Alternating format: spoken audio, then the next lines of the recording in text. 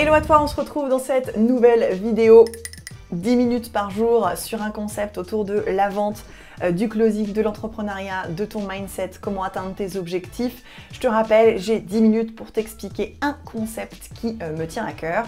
Et aujourd'hui, j'ai envie de te parler des plans A et des plans B qu'on se donne et qui font que soit on réussit, soit on échoue dans sa reconversion pro. C'est parti!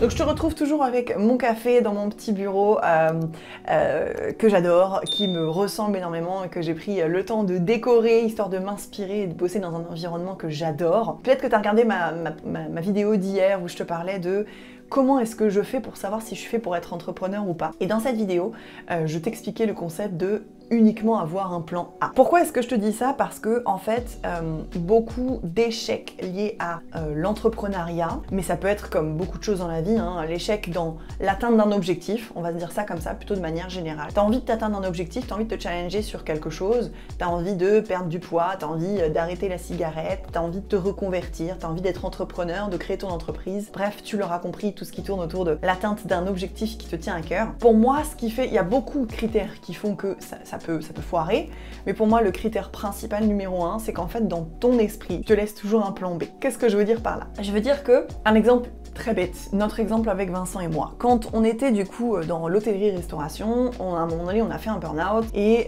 on s'est dit ok, ce qui nous drive au quotidien, ce qu'on a vraiment envie de faire, c'est de créer une entreprise ensemble, d'être entrepreneur et de ne plus jamais avoir à, entre guillemets, obéir aux ordres de quelqu'un d'autre. Et de créer nos propres façons, nos propres règles du jeu en fait, notre propre façon de créer notre quotidien. Donc on est devenu entrepreneur, on s'est formé au closing, on s'est formé à la vente 3.0, etc. Et puis, il y a eu les premières difficultés qui sont apparues. Hein. Ça n'a pas été le monde de paillettes, de licornes, de baguettes magiques et de tout ce qui s'ensuit. On a eu pas mal de difficultés et on a énormément bossé pour y arriver. Mais dans les difficultés, on a tenu bon. Et même encore aujourd'hui, hein, c'est pas parce qu'on a un organisme de formation, un business model beaucoup plus complexe que juste le closing ou le setting, qu'on n'a pas de difficultés. Au contraire, on a eu notre première crise financière et comment je pourrais dire structurelle en juillet 2022. Et là, au moment où je tourne cette vidéo, on est le 14 septembre, on en sort tout juste. Donc tu vois, on a eu une crise pendant quasiment plus d'un an. Donc pendant plus d'un an, on a eu la boule au ventre, on a eu du mal à se dire est-ce que Closer Evolution va s'en sortir, est-ce que nous on va s'en sortir, mais on a perduré, on a continué, on n'a rien lâché. Et tout ça pour te dire quoi? C'est qu'en fait, pour nous, avoir une autre solution, donc un autre business ou retourner dans le salariat, c'est pas un plan B. C'est-à-dire que notre cerveau se dit pas bon, au pire, si ça foire, j'ai la solution de rechange. Et c'est ça qui fait que pour moi, il y a beaucoup de projets qui tombent à l'eau. C'est qu'en fait, dans ton esprit, tu te dis bon, au pire, il y a la solution de rechange. Je veux perdre 10 kilos, donc je vais me lancer à fond dans cet objectif, mais je me dis que au pire, ça va, je suis pas obèse, j'ai toujours mes vêtements, j'ai toujours mon quotidien, c'est pas ouf, mais c'est ok.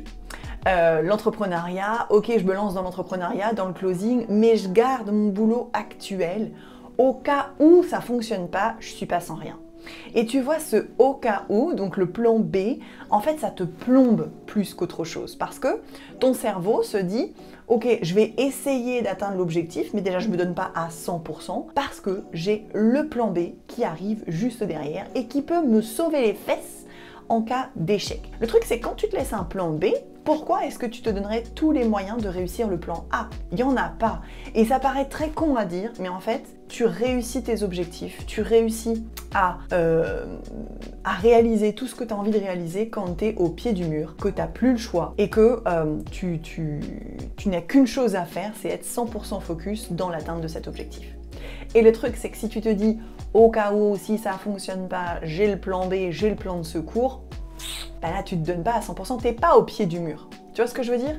Nous, avec Vincent, à un moment donné, on avait quitté l'hôtellerie, on est arrivé, on est reparti chez mes parents, donc à 25 ou 26 ans, je sais plus maintenant. Donc, tu vois, t'imagines, tu passes de cadre à je retourne chez papa-maman, ça a été assez difficile à vivre. On avait tout quitté du jour au lendemain, l'hôtellerie-restauration, et on s'est dit ok, on va se lancer dans l'entrepreneuriat. Mais pour nous, c'était même pas pensable. C'est-à-dire que dans nos conversations, quand on était en crise, quand on avait des journées difficiles, quand on était vraiment dans le down, si tu veux, on s'est jamais dit bon écoute, au pire on aura essayé, au pire on sait qu'on maîtrise l'hôtellerie-restauration, le management, bon bah au pire on retournera dans le salariat. Jamais, ça n'a jamais été une option pour nous parce que on avait vraiment envie de réussir à être entrepreneur, on avait vraiment envie de réussir à atteindre nos objectifs et on savait qu'on allait y arriver. On savait pas exactement où, quand, comment, mais on savait qu'on allait y arriver et on savait qu'à un moment donné, ça allait payer et ça allait donner les fruits de tout l'effort qu'on avait mis depuis le début de l'entreprise. Ce mode de réflexion, ça s'est fait plusieurs fois. Hein. Closer Evolution existe depuis maintenant un peu plus de 4 ans. On s'est pas dit ok super, on en chie pendant 1 an puis après on souffle. Hein. C'est que finalement on est passé par plusieurs étapes. On a d'abord été closer, donc il y a eu des phases difficiles et puis on a réussi. Ensuite on a été sales manager pour des clients extérieurs à Closer Evolution. On a eu des difficultés et puis on a réussi. Et puis ensuite on a créé l'organisme de formation. On a eu des difficultés et puis on a réussi. Et même avec cet organisme de formation, le CPF, tout ça, on a eu des difficultés et on a réussi à s'en sortir. Et tu vois, c'est le fait de dire je vais passer des paliers de difficultés, mais donc à chaque palier de difficulté, qu'est-ce qui va se passer? Mon cerveau qui est designé pour ma survie, donc pour plus je suis dans ma zone de confort, plus mon cerveau kiffe, hein. En gros c'est un peu ça. Donc à chaque palier de difficulté, mon cerveau va essayer de me trouver un plan B, va essayer de me trouver une solution de facilité. Je dois juste lui dire non, en fait, je t'écoute pas, il n'y a pas de plan B. Mon seul plan A, c'est de réussir.